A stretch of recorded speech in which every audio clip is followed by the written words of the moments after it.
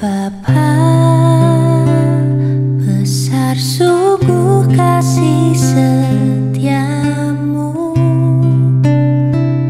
nyata sungguh perlindunganmu, tak satu kuasa mampu pisahkan aku dari kasih-Mu.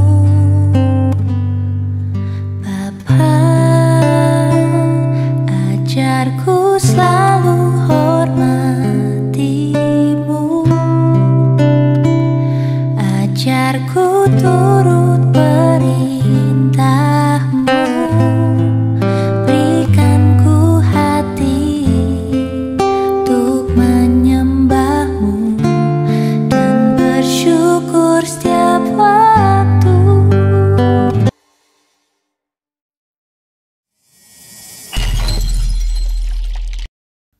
Shalom NDC Batam, mari dengan penuh ucapan syukur dan sukacita kita memuji Tuhan. Terpujilah nama Yesus Kristus, Raja di atas segala raja.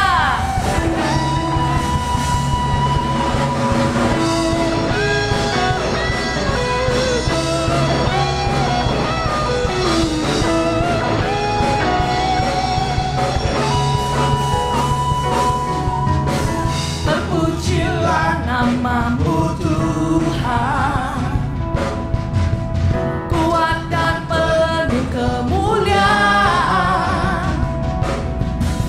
Satu suara kami nyatakan, kebesaran-Mu tetap selamanya. Terpujilah nama-Mu Tuhan, ajaib yang penuh keagungan. Satu hati kami nyatakan, kerajaan-Mu kekal selamanya.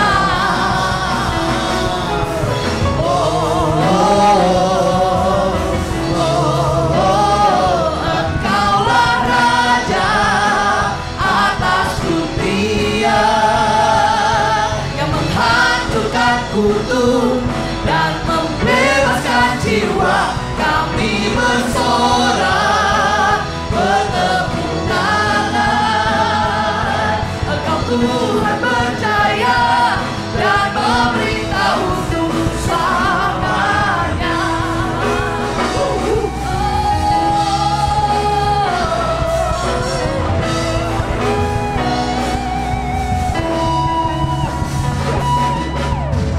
Terpujilah nama-Mu Tuhan, Kau ajaib, ajaib yang penuh keagungan.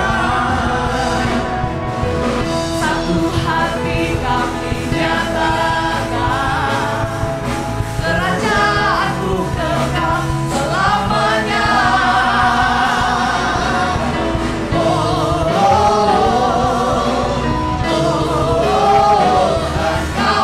Raja atas dunia, yang menghancurkan kutuk dan membebaskan jiwa.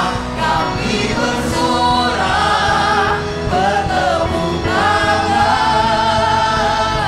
Tuhan berjaya dan memberitahu untuk Engkaulah Raja atas dunia, yang menghancurkan kutuk dan membebaskan jiwa.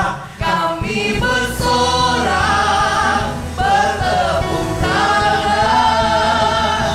Engkau Tuhan berdaya dan memberitahu untuk Engkaulah Raja atas dunia, menghancurkan kutuk dan membebaskan jiwa. Kami bersorak bertepuk tangan.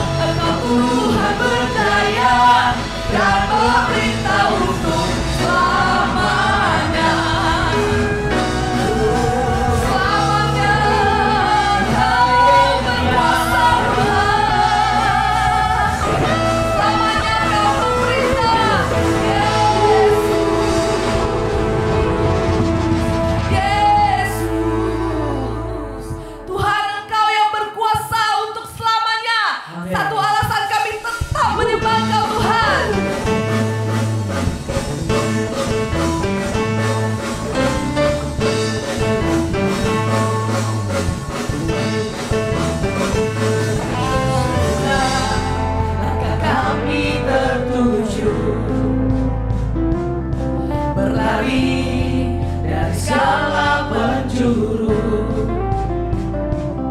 mendekat kepada Sang Penebus, dapati sinar terang yang kudus. Oh Yesus, Kau berkuasa untuk selamanya.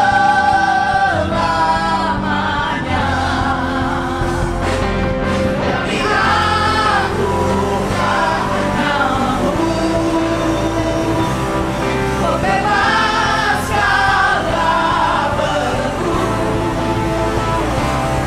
Hanya Yesus Kau satu alasan kami datang untuk menyembah-Mu.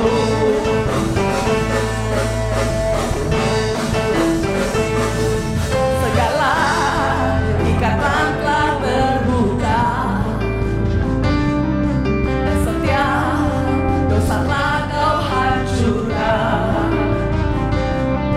Karena hanya Kau Sang Penebus, sucikan dengan cahaya terang-Mu. Yesus, oh Yesus, Kau berkuasa untuk selamanya.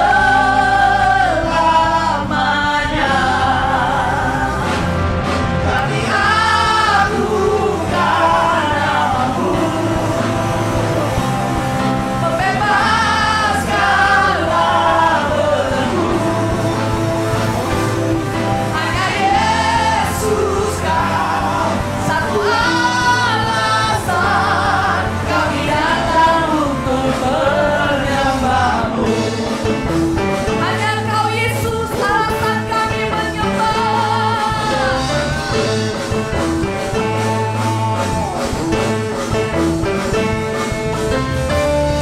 Kau Yesus Tuhan yang berkuasa, tiada yang lain, tiada yang lain.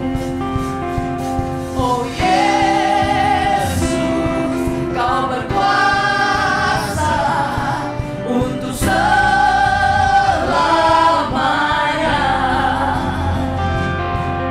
Oh Yesus, Kau berkuasa untuk selamanya.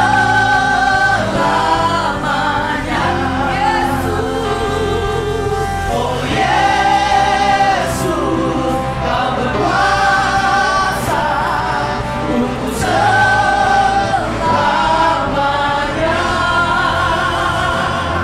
Kami aguhkan nama-Mu, pembebas segala belenggu. Hanya Yesus Kau satu alasan kami datang untuk menyembah-Mu. Haleluya.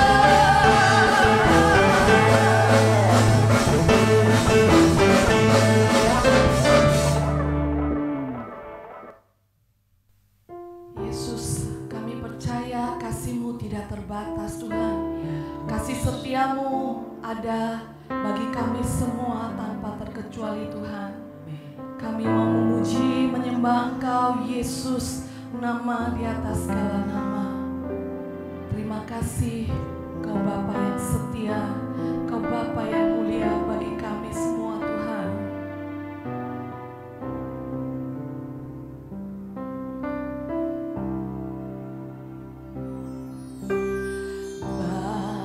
Bapa, Kau setia.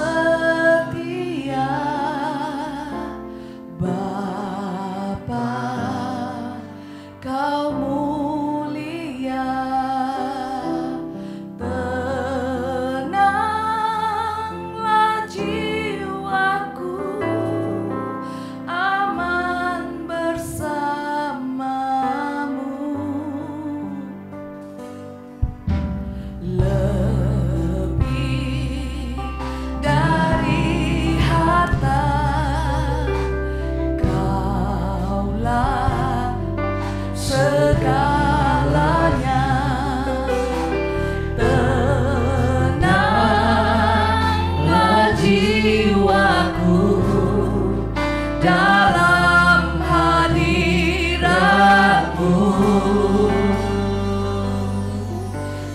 tunjukkan kasih setiamu. Kau menyediakan yang ku perlu. Kau setia, kau mulia, dulu, sekarang, dan selamanya. Kau tunjukkan kasih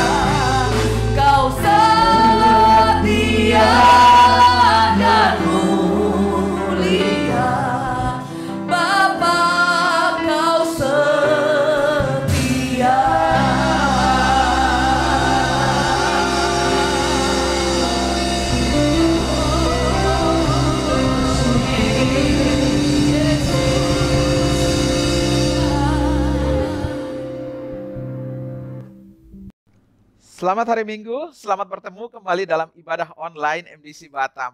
Saya sangat senang dan bersuka cita oleh karena kita semua sekarang tiba di akhir bulan November ini dalam keadaan yang baik.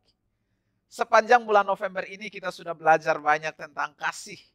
Saya berdoa agar apa yang sudah kita belajar pada 3 minggu yang sudah kita lalui ini dalam bulan ini akan menolong kita semua untuk semakin bertumbuh di dalam kasih, yaitu mengasihi Allah kita dan juga mengasihi orang-orang yang ada di sekitar kita. Pesan firman Tuhan tentang kasih ini dapat kita terapkan dalam rumah tangga kita, tempat pekerjaan, sekolah dan juga lingkungan di mana kita berada. Supaya nama Yesus semakin dimuliakan melalui kehidupan kita, kehadiran kita, dan juga keberadaan kita semua.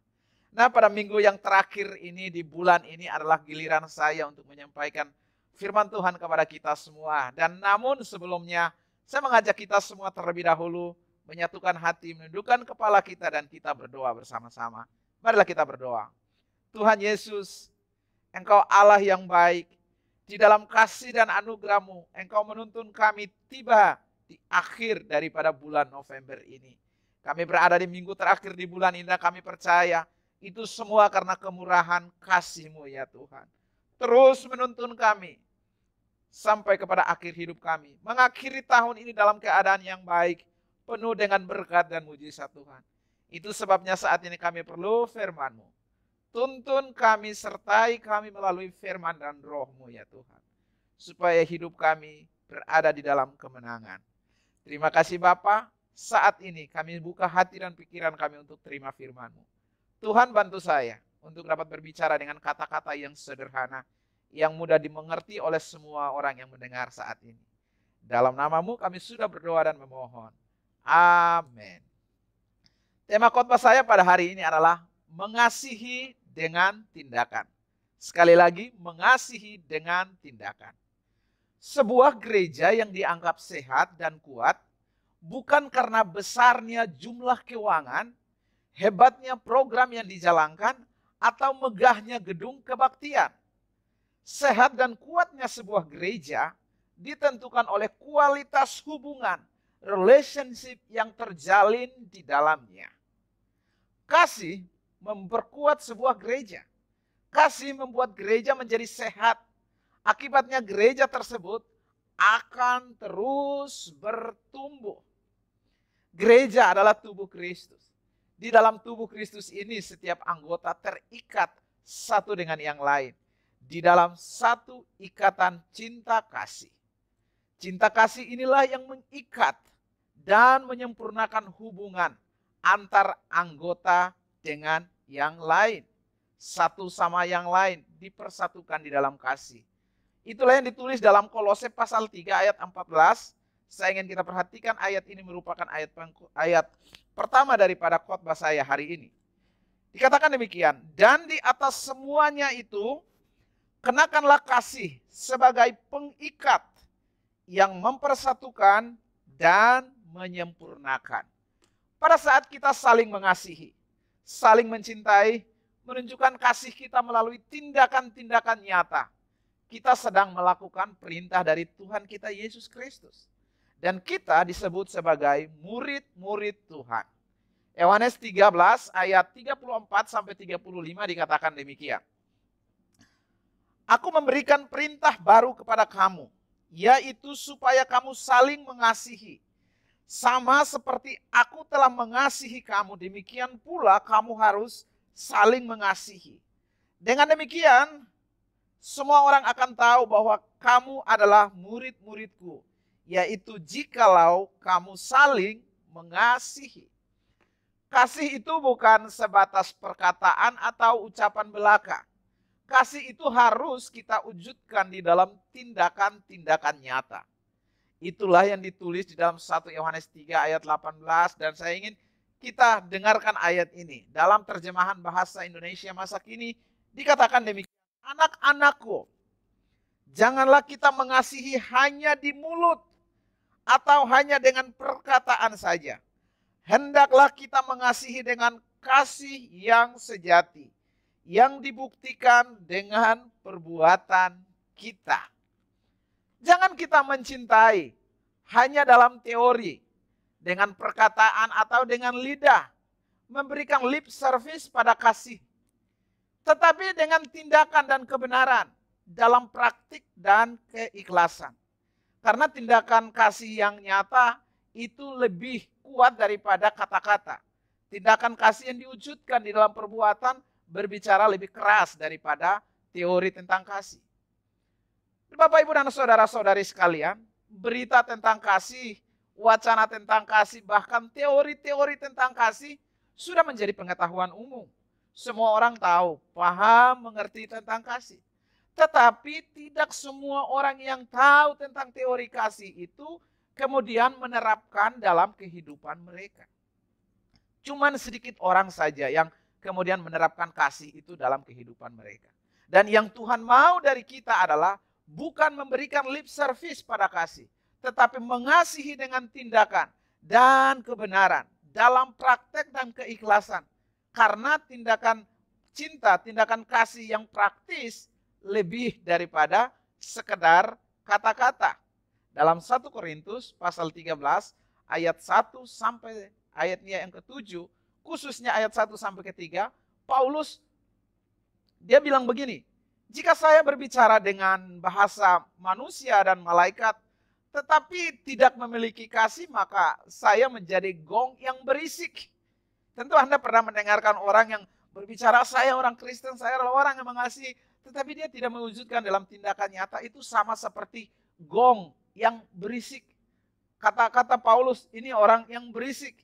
Dan tentu kita tidak suka sesuatu yang berisik, bukan? Kita pengen dengar sesuatu yang harmonis. Contoh saja, Anda menghadiri sebuah konser musik, Anda tentu ingin mendengarkan suara bunyi musik yang indah, bukan yang berisik, yang tidak jelas bunyinya. Dan orang yang berbicara bahwa dia adalah seorang mengasihi tanpa tindakan-tindakan nyata, dia sama dengan gong yang berisik, musik yang berisik, yang tidak ada harmonisnya.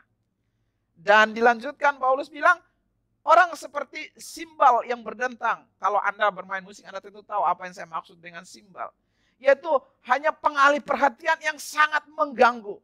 Jadi menurut Paulus bahwa orang yang tidak punya kasih, kehadirannya hanya sebagai orang yang berisik dan mengganggu.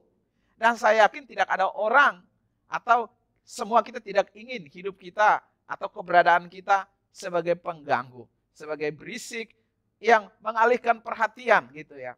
Dan saya yakin bahwa tidak ada bapak-bapak di dalam rumah tangga ingin menjadi kepala keluarga yang kehadirannya cuma berisik, cuma mengganggu kedamaian dalam rumah tangga.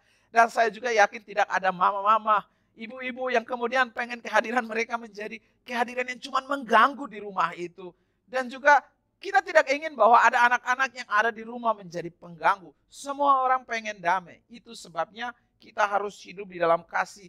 Bukan hanya berdasarkan kata-kata, tetapi di dalam tindakan nyata. Dan Paulus katakan lebih jauh, dia bilang, dan jika saya memiliki karunia bernubuat katanya, dan menyampaikan pesan-pesan baru, pesan Tuhan kepada orang-orang, dan memahami semua misteri, dan memiliki semua pengetahuan katanya. Dan jika saya memiliki semua iman, sehingga dapat memindahkan gunung, tetapi tidak memiliki kasih, saya bukan apa-apa.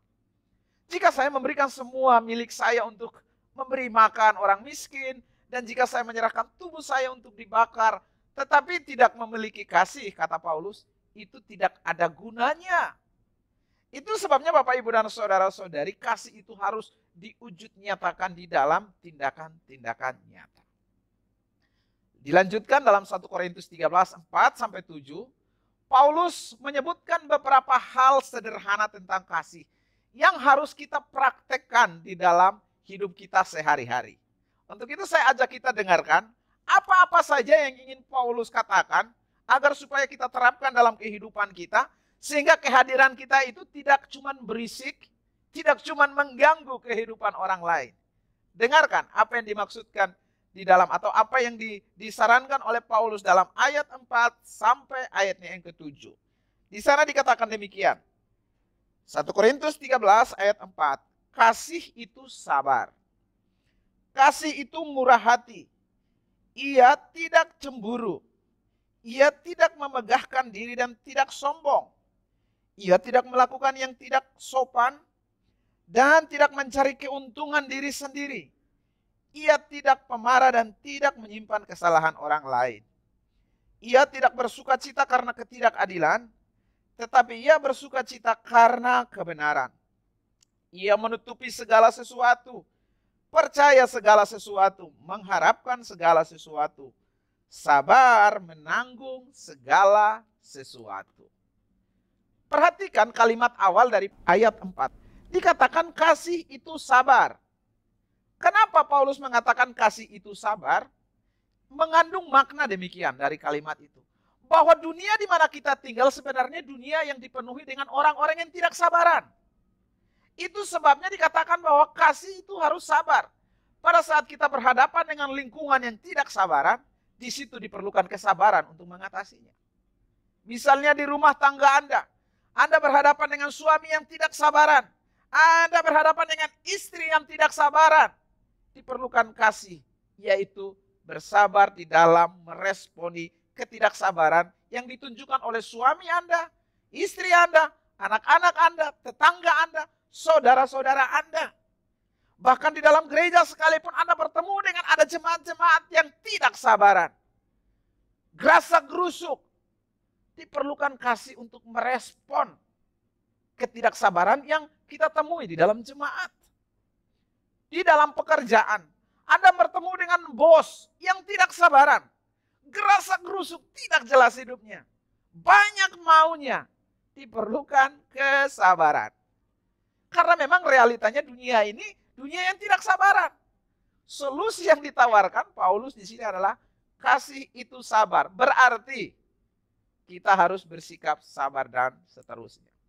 Nah, karena waktu kita yang terbatas, maka pada kesempatan ini saya hanya akan membatasi khotbah ini pada dua hal tentang kasih dalam ayat 4 yang sudah kita baca tadi.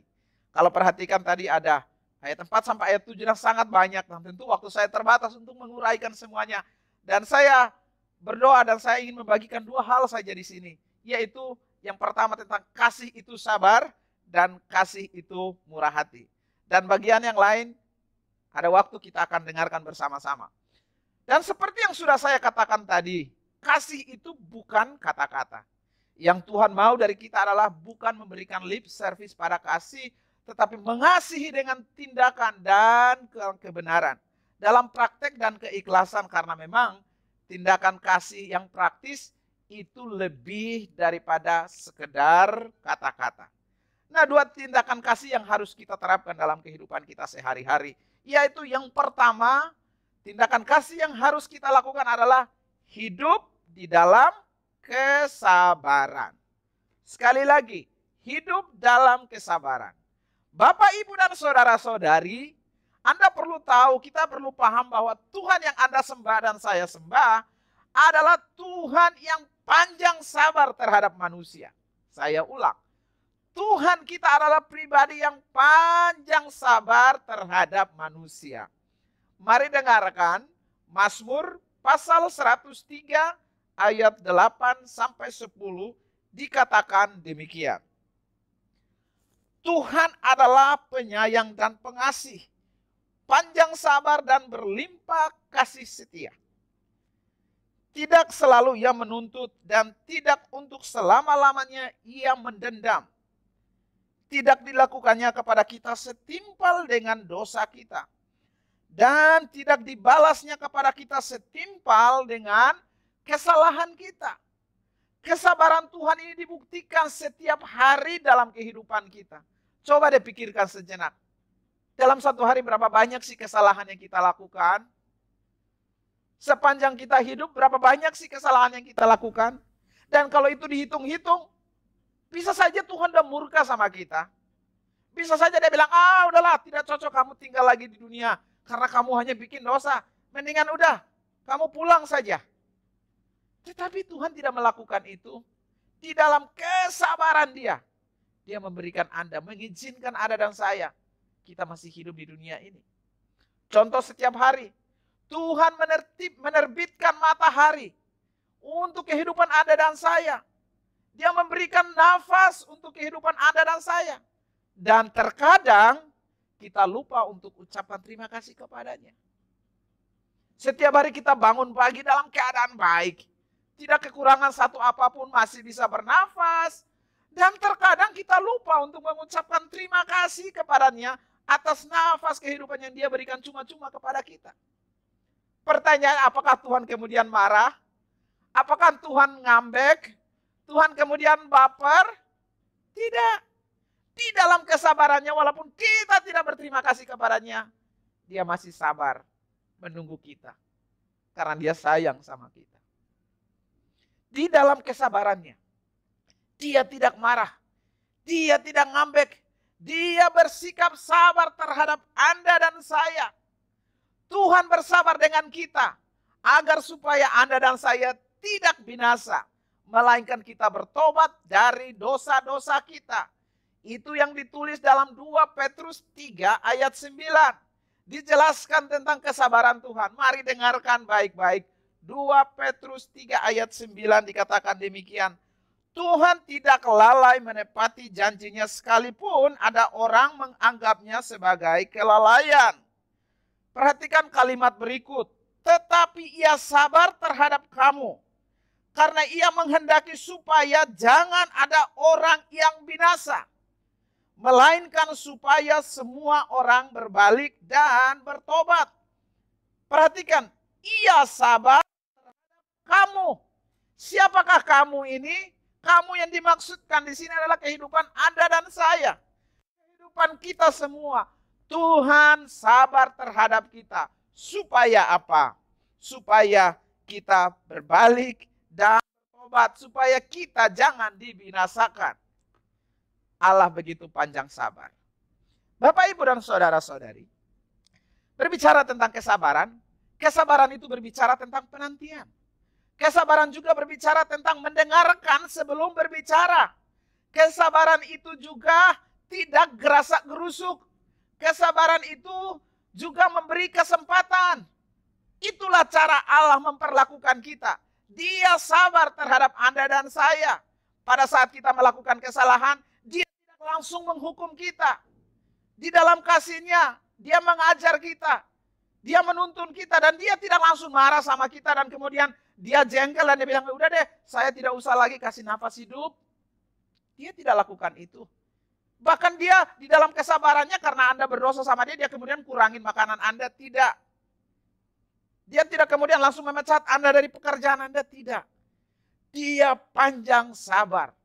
Dan Yesus mau agar Anda dan saya sebagai pengikutnya memperlakukan orang lain dengan sabar. Hai bapak-bapak, para ayah yang dikasihi oleh Tuhan Yesus. Berlakulah sebagai ayah yang panjang sabar di dalam rumah tangga Anda. Hai ibu-ibu yang dicintai oleh Tuhan Yesus. Bertindaklah di dalam kesabaran. Sebagaimana Tuhan yang kita sembah adalah pribadi yang panjang sabar. Hai anak-anak, bersabarlah senantiasa. Jangan sedikit-sedikit emosian, marah, ngambek, baper, dan lain sebagainya. Ingat, Tuhan yang kau sembah adalah pribadi yang panjang sabar. Itu sebabnya mari, taruhlah sikap panjang sabar itu dalam kehidupan kita. Supaya keberadaan kita memuliakan Tuhan. Dan saya yakin dan percaya, kalau para ayah adalah ayah yang bersabar, para ibu adalah ibu yang bersabar, anak-anak adalah anak yang bersabar, yakin deh, maka rumah tangga itu akan dipenuhi dengan kedamaian dan sukacita. Dan kehidupan kita menjadi terang bagi orang-orang di sekitar kita. Kesabaran itu menggantikan ketidaksabaran. Kesabaran itu selalu nebeng pada pengertian. Kesabaran dan pengertian selalu jalan bersama-sama. Amsal 17 ayat 27 katakan demikian. Orang yang berpengetahuan menahan perkataannya. Orang yang berpengertian itu kepala dingin. Kenapa dia kepala dingin? Karena memang dia orangnya sabar. Kenapa dia menahan perkataannya? Karena dia orang yang sabar. Dia sabar karena bukan dia tidak bisa ngomong, tetapi karena dia mengasihi orang yang sedang ngomong. Itu sebenarnya dia kepala dingin untuk mendengarkan dengan baik. Oleh karena itu, sebelum Anda meledak dan marah-marah, emosian, dengarkan dulu. Sebelum Anda menyerang orang lain, dengarkan dulu. Itulah kesabaran. Sekali lagi ingat, Tuhan itu sabar terhadap kita. Dan jika Tuhan bersabar dengan Anda dan saya, tidak bisakah kita bersabar dengan orang lain? Tentu saja kita bisa. Kita pasti bisa. Itulah tindakan kasih yang harus kita terapkan dalam kehidupan kita, yaitu hidup dalam kesabaran. Selanjutnya sekarang, tindakan kasih kedua yang harus kita lakukan dalam kehidupan kita, yaitu hidup dalam kemurahan hati. Sekali lagi, hidup dalam kemurahan hati. Tuhan itu adalah pribadi yang murah hati. Kemurahan hati Tuhan ini dapat kita lihat di dalam kitab Nehemia pasal 9 ayat 15 sampai dengan ayat 17 dikatakan demikian. Ketika mereka lapar dan kurang makan, yang dimaksudkan mereka di sini adalah orang-orang Israel pada waktu mereka keluar dari tanah Mesir menuju ke tanah Kanaan. Di situ kita akan baca ayat ini, di situ dituliskan secara singkat mengenai kemurahan hati Tuhan terhadap bangsa Israel pada saat Israel keluar dari Mesir menuju tanah perjanjian. Dan dalam perjalanan itu orang-orang Israel tidak taat kepada Tuhan dan mereka memberontak terhadap Tuhan. Tetapi Tuhan di dalam kemurahan hatinya, Tuhan mengampuni dan Tuhan bersabar, dan kemudian Tuhan tetap menolong mereka. Dan itu yang dicatat dalam ayat tadi. Nah, saya ingin kita dengarkan ayat ini. Ketika mereka, maksudnya orang-orang Israel ini lapar dan kurang makan, roti dari langit kau turunkan, dan dari batu yang padat, kuat dan keras, air pelepas dahaga kau alirkan deras. Kau suruh mereka menduduki tanah yang kau janjikan kepadanya dengan sumpah. Tetapi leluhur kami angkuh dan tegar hati. Perintah-perintahmu tak mereka taati. Mereka tak patuh. Segala kebaikanmu dilupakan dan semua perbuatan ajaibmu hilang dari ingatan. Dengan sombong mereka memilih seorang ketua untuk membawa mereka kembali ke Mesir, kembali menjadi hamba. Tetapi Engkau Allah yang suka memaafkan, panjang sabar, murah hati, dan penuh kasih. Kasih-Mu sungguh luar biasa, Engkau tak meninggalkan mereka. Bayangin saja orang Israel tegar teguk sama Tuhan. Mereka tidak berterima kasih yang kerja. Kalau kita melihat perjalanan orang Israel itu, mereka kerjanya cuma menuntut, ngomel sama Tuhan, marah sama Musa. Dan mereka katakan, lebih baik kami pulang aja ke Mesir dan mati di sana. Sebab toh kami ada di sini, kami tidak punya air, tidak punya makan. Dan kemudian Tuhan kasih mereka air, kasih mereka makan. Dan Tuhan menolong mereka melewati laut Tiberau, dan perjalanan itu dipenuhi dengan mujizat Tuhan. Tetapi karena tegar tengkuk, orang ini kemudian tidak mau taat sama Tuhan. Tetapi ayat ini mengatakan bahwa meskipun orang Israel ini berontak sama Tuhan, di dalam kasihnya, di dalam kemurahan hatinya, dia bersabar. Orang Israel dengan kesombongan, dan mereka mengatakan bahwa lebih baik kami pulang ke sana, dan kami akan hidup enak di Mesir. Dan Tuhan di dalam kesabarannya, dia menantikan mereka. Bapak, Ibu, dan saudara-saudari, terkadang dalam kehidupan kita ya, dengan sombong, kita merasa diri kuat, kita merasa diri pandai, kita hebat. Kemudian kita melupakan Tuhan. Kita tinggalkan Tuhan. Tetapi Allah tidak meninggalkan kita sekalipun. Dalam kemurahan hatinya, Tuhan tetap mengampuni kita, menantikan kita. Bapak, Ibu, dan saudara-saudari sekalian, kalau Allah begitu murah hati kepada manusia, kepada Anda dan saya, tidak bisakah kita juga bermurah hati kepada orang lain? Seberapa murah hatikah Anda terhadap orang lain? Untuk mengerti bahwa kita ini adalah orang yang murah hati atau tidak, coba pikirkan pertanyaan-pertanyaan berikut. Kapan terakhir kali Anda memberikan uang kepada orang yang susah hidupnya tanpa mereka minta terlebih dahulu? Coba pikirkan. Itu adalah gambaran orang yang murah hati. Tanpa orang meminta, dia tergerak untuk memberikannya terlebih dahulu. Coba pikirkan, misalnya di rumah. Apakah Anda pernah membuat segelas kopi kepada orang yang ada di rumah Anda tanpa mereka minta terlebih dahulu? Apakah Anda bersedia memberikan tempat duduk Anda Kepada orang tua yang sedang berdiri, kapan terakhir kali Anda melakukannya? Kapan terakhir kali Anda mengajak makan teman Anda, sahabat Anda, kerabat Anda tanpa mereka meminta untuk ditraktir atau diajak makan? Kapan Anda terakhir kali mengambil segelas air hangat atau membuat segelas kopi untuk rekan sekerja Anda yang Anda tahu pada hari itu dia sedang sibuk bekerja? Itulah sikap kemurahan hati. Kasih itu murah hati. Dan kalau Anda bertindak tanpa orang meminta lebih dahulu dan Anda melakukan, itulah gambaran murah hati. Tuhan Yesus memberkati. Sebelum kita mengakhiri ibadah ini, ada beberapa hal yang ingin saya sampaikan. Pertama, jangan lupa untuk membagikan link ibadah online kita kepada kenalan dan kerabat Anda, agar mereka juga dapat beribadah. Kedua, minggu depan adalah awal bulan Desember. Puji Tuhan, kita sudah tiba di awal bulan Desember pada minggu depan. Kita akan melakukan perjamuan kudus. Untuk itu saya mengingatkan kita semua untuk siapkan roti, supaya Anda dapat melakukan perjamuan kudus. Kita lakukannya bersama-sama mengingat akan kasih Tuhan yang begitu besar atas hidup kita. Hal ketiga yang ingin saya sampaikan adalah Anda semua dapat memberikan persembahan dan perpuluhan sebagai ucapan syukur Anda kepada Tuhan melalui nomor rekening yang sekarang tertera di layar monitor Anda. Hal keempat, untuk doa Selasa malam khusus satelit Batu Haji dilakukan secara on-site di gedung gereja. Dan doa dimulai pada pukul 19.30 waktu Indonesia Barat atau jam 7.30 malam. Nah, khusus untuk Sungai Panas masih akan dilakukan secara online dengan jam yang sama seperti biasanya, yaitu pukul 19.00 waktu Indonesia Barat atau jam 7 malam. Jam 7 malam via Zoom online. Dan kelima, yang terakhir, bagi Anda yang memerlukan dukungan doa dan konseling, dapat menghubungi nomor yang sekarang tertera di layar monitor Anda. Sekarang marilah kita semua tundukkan kepala, satukan hati, dan kita berdoa bersama-sama.